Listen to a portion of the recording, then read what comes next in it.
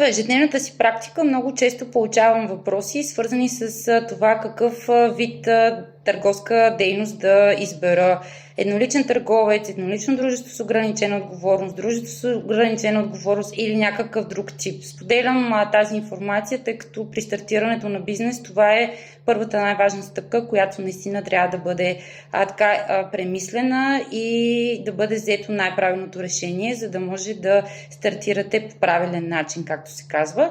Ако имате необходимост от съдействие, свързано с консултация в тази посока, аз и моя прекрасен екип сме на разположение, като всъщност си помислих и смятам, че ще бъде така интересно и за вас. Ако има 10 човека от вас, които се интересуват от тази тема, можем да направим Zoom среща, на която да покана гост-лектор, счетоводител, за да може да бъде пълна услугата, която да предоставим и всъщност да можете спокойно да зададете вашите въпроси.